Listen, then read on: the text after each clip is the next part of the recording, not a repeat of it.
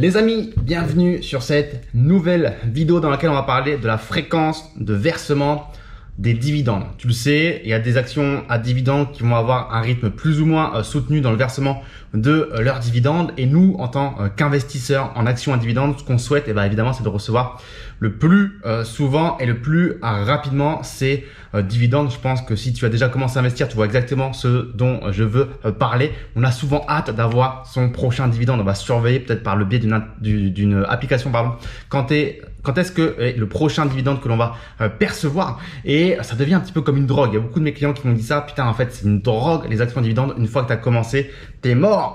C'est terminé. Tu n'attends que le prochain dividende et tu espères, enfin tu fais tout en tout cas pour que le prochain dividende soit plus élevé en réinjectant du capital. Donc oui, en tant qu'investisseur en actions à dividendes, on veut recevoir le plus souvent possible de dividendes, mais on va en fait discuter dans cette vidéo dans quelle mesure c'est possible et jusqu'où on peut recevoir le plus rapidement possible ces dividendes. Ce qu'il faut savoir, c'est qu'il y a des actions qui vont verser donc un dividende soit une fois par année, donc voilà, sur l'année on va verser qu'une seule fois aux actionnaires le dividende, d'autres 2 fois par an, ce qu'on appelle semestriellement par an, soit 4 fois, donc par trimestre, une fois tous les 3 mois, soit mensuellement, donc une fois tous les mois. La réalité et la règle, c'est que quand on est en France et en Europe, on a plutôt tendance à avoir des dividendes qui vont être annuels et semestriel, c'est plutôt la tendance. Et en général, ils sont même pas forcément égaux ces dividendes. C'est-à-dire que généralement, on a le dividende de printemps qui va potentiellement être plus élevé que celui d'automne. Donc, on n'a pas forcément un équilibre sur les montants de dividendes qui vont être versés. Alors que outre-Atlantique, aux États-Unis, le dividende a plutôt tendance à être quasiment tout le temps trimestriel et donc bien égal par trimestre. Donc, le premier, le deuxième, le troisième et le quatrième trimestre, généralement, c'est le même montant. Et parfois, on a également des actions qui vont verser le dividende chaque mois aux États-Unis. Donc grosso modo, Europe, France plutôt à l'année et au semestre, et aux États-Unis ça va être par trimestre, c'est la règle, et parfois chaque mois.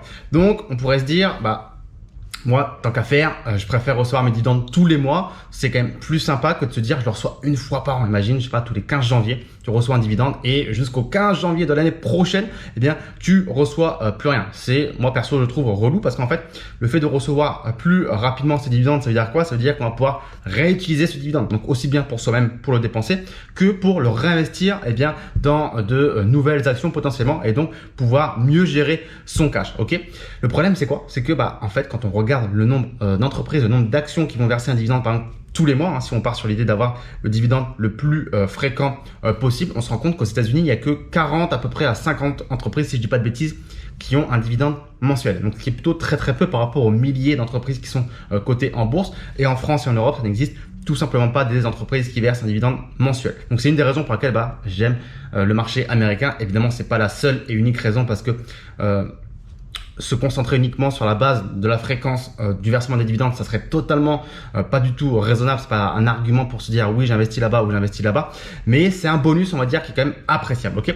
Donc dans un monde idéal, même si on tire le trait, ça serait quoi? Ça serait de recevoir ces dividendes tous les jours, ou je sais pas, tous les 2-3 jours, ou toutes les semaines, comme le salaire à l'américaine qui est payé toutes les semaines.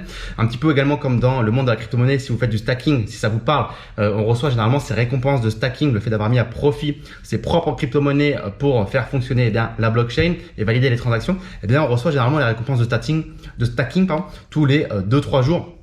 Et donc là, c'est agréable parce qu'on voit vraiment la balance entre guillemets augmenter tous les 2-3 jours et ça motive et on a vraiment un flux de trésorerie qui est beaucoup plus fréquent. Le problème, c'est quoi? C'est que les actions à dividendes journaliers n'existent pas. Keneni, il y en a zéro, aucune. Vous pouvez chercher aussi longtemps que vous voulez des actions qui vont verser des dividendes tous les jours. Ça n'existe pas.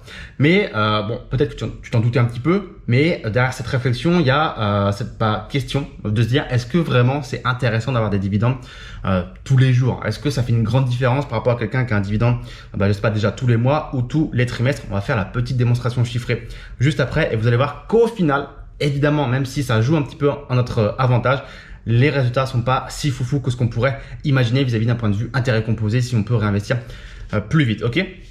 Alors, juste avant ça, quelle est la différence entre donc un dividende qui serait versé une seule fois par an et un dividende qui serait versé beaucoup plus fréquemment, on va dire par exemple, je sais pas, tous les mois?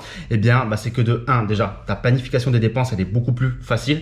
Rappelle-toi, peut-être que tu investis dans les actions à dividendes pour tes vieux jours, pour ta retraite ou pour une retraite anticipée pour dans 10, 20, 30 ans quand les dividendes que tu vas recevoir seront à ton goût suffisants pour vivre. Et donc, c'est quand même plus simple de planifier ses dépenses quand tu sais que tous les mois, tu as ça qui va rentrer, ou tous les trimestres à la limite, plutôt que de te dire, bon, bah voilà, tous les 15 janvier, j'ai 20 000 euros de dividendes qui rentrent d'un coup, entre guillemets, hein, je tire les traits, et je dois moi-même faire ma propre gestion pour étaler ces 20 000 euros de dépenses sur l'année jusqu'à ce que l'année prochaine, je reperçoive de nouveaux dividendes. Donc, le plus fréquent, le mieux pour bien planifier ses dépenses, surtout qu'on en a prévu de vivre de ces dividendes.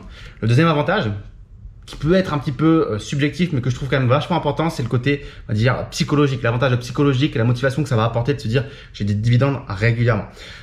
Moi, c'est un truc de fou ce que je veux dire, mais parfois j'ai 10 jours sans dividende et je me dis putain, c'est long. Ça fait 10 jours que j'ai pas perçu un dividende et je sais que si c'était une seule fois par an, bah, je pèterais les plombs. Enfin, je sais pas si j'aurais le même engagement dans la stratégie de me dire que je touche qu'une seule fois par an les dividendes. C'est un peu comme en immobilier, je sais pas, imagine tu perçois 12 mois de loyer d'un coup, c'est cool sur l'instant T, mais pendant 12 mois t'as rien. Moi ça me ferait chier. Donc je préfère avoir ça de façon un peu plus étalée, même si tout percevoir d'un coup finalement ça te permet de t'en servir tout de suite et de le réinvestir tout de suite et également de potentiellement réaccélérer tout ce jeu de réinvestissement. Mais le fait d'en avoir un petit peu tous les mois, eh bien c'est quand même vachement cool et motivant parce que en fait quand tu as des dividendes tous les mois, ça veut pas dire que ça tombe le même jour de ce mois en question. Moi j'ai des dividendes qui tombent par exemple le 1er mars, après le 10 mars ou le 7 mars, après le 12, le 15, puis le 22. Donc c'est étalé sur le mois. Et donc quand tu as un beau portefeuille, je sais pas, de 20 à 30 valeurs dans différents secteurs avec des dates de versement différentes, eh bien ça se fait, enfin tu te retrouves avec un portefeuille, et un calendrier pardon plutôt, qui va s'étaler donc sur les 12 mois de l'année et tout au long du mois de ces 12 mois. Donc c'est plutôt intéressant parce qu'il n'y a jamais vraiment de moment creux dans le moment où tu reçois tes dividendes. Donc ça c'est motivant. Et la troisième chose évidemment, c'est le cœur de cette vidéo, c'est le réinvestissement plus rapide des dividendes pour les intérêts composés.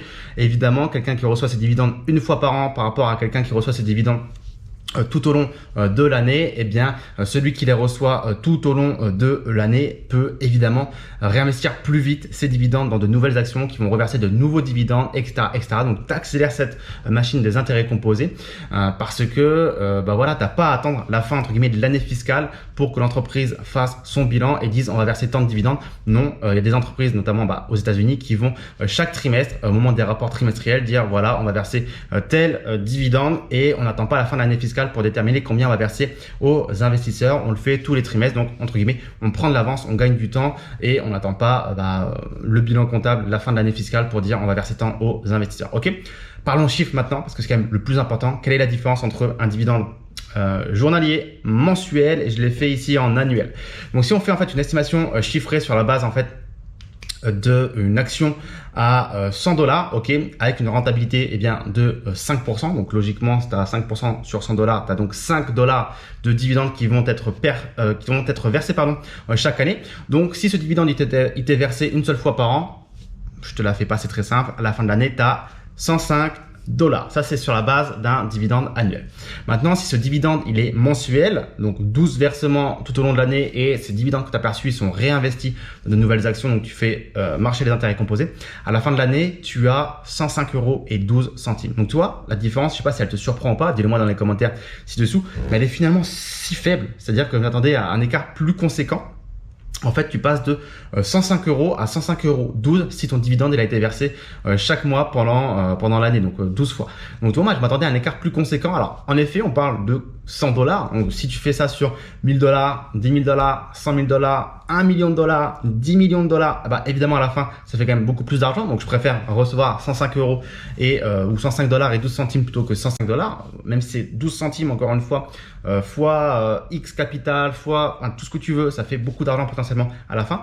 Mais je m'attendais à une différence un peu plus élevée. Et si on verse bien ce dividende chaque jour de façon journalière, la différence, elle va peut-être te choquer puisqu'on n'est plus à 105 $, non plus à 105 $ et 12 centimes pour un versement mensuel, mais à 105 $ et 13 centimes pour un versement journalier. Donc, on a gagné que 1 centime sur le fait de verser le dividende chaque jour plutôt que de le verser chaque mois. Donc là, encore une fois, c'est pas conséquent, mais c'est toujours mieux. Évidemment, c'est toujours mieux. D'autant plus, encore une fois, sur un capital à 5 000 $, 1 million, 10 millions, 100 millions, combien tu veux. Ça fait à la fin quand même beaucoup d'argent. Alors la question c'est pourquoi il n'y a pas de dividende mensuel? Ça pourrait potentiellement attirer plus d'investisseurs, donc faire monter le cours de l'action pour l'entreprise en question, etc., etc. La réponse, je pense que tu la vois très bien venir, tout comme moi, elle est très simple, c'est que verser un dividende, ça demande du temps, ça demande des ressources humaines au sein d'une entreprise, hein, ça ne se verse pas par magie tout seul par le biais d'un algorithme magique, non, ça demande des ressources humaines pour le traitement de ce dividende, donc ça demande beaucoup d'argent pour une entreprise. De la comptabilité, il faut regarder qui était actionnaire à telle date, à la ex-dividend date, ouais, excuse-moi, je fais l'américain, pour savoir qui détenait cette action à telle date pour verser le dividende à tous ces actionnaires-là. Et ensuite, il y a le courtier derrière également qui est responsable de ce versement sur les comptes titres de tous les investisseurs. Et des investisseurs, il y en a, comme tu sais, des millions. Donc faire ça tous les jours pour des millions d'investisseurs, c'est littéralement inconcevable pour une entreprise, pour un courtier. Ça coûterait beaucoup trop cher et ça demanderait beaucoup trop de ressources humaines. Ok ? Donc, c'est pas possible. Et honnêtement, je pense qu'on s'en fout un peu. Dites-le-moi dans les commentaires ci-dessous. Trimestriellement parlant, c'est déjà très bien. Pour te parler d'une entreprise à dividende mensuel qui plaît généralement beaucoup aux investisseurs, alors attention, c'est pas un conseil d'achat du tout, je te dirai même pas si je l'ai en portefeuille ou pas, c'est l'entreprise qui s'appelle Realty Income, donc une entreprise américaine qui est une foncière immobilière, qui est justement très connue dans le milieu pour verser un dividende mensuel depuis très longtemps à ses investisseurs. D'ailleurs, sa marque c'est the monthly income, the monthly dividend. Je crois qu'ils ont déposé la marque pour dire que justement c'était une action à dividende mensuel. Donc elle joue vraiment sur ce point-là pour attirer les investisseurs en recherche de revenus réguliers et mensuels. Donc voilà, tu peux aller la voir si tu veux, l'analyser, voir si elle peut t'intéresser en fonction de tes objectifs. Encore une fois, comme je l'ai dit dans cette vidéo, le but n'est pas du tout d'acheter une action uniquement sur la base de sa fréquence de versement du dividende. Ce serait totalement débile de se dire j'achète que des actions qui versent des dividendes mensuels au détriment d'un autre paramètre fondamental ou d'une rentabilité ou d'une solidité de son bilan comptable, de sa dette, de tout ce que tu veux. Non, ça serait vraiment très débile. C'est vraiment juste un petit bonus, la cerise sur le gâteau comme on dit, mais clairement pas le cœur de la raison pour laquelle on achète une action. Voilà. Dis-moi dans les commentaires ci-dessous ce que tu penses de cette vidéo. Est-ce que toi tu as plutôt des dividendes qui te sont versés chaque année, chaque semestre, chaque trimestre? Est-ce que tu penses que c'est important d'optimiser sur ce point ou que pour toi finalement ça fait très peu la différence? Je suis curieux de savoir ce que tu en penses. Partage cette vidéo encore une fois à tes amis qui sont investisseurs. Lis bien la barre de la description, tu as énormément de ressources pour apprendre à investir en bourse dans les actions à dividendes. Et n'oublie pas le petit pouce bleu. À très vite. Ciao.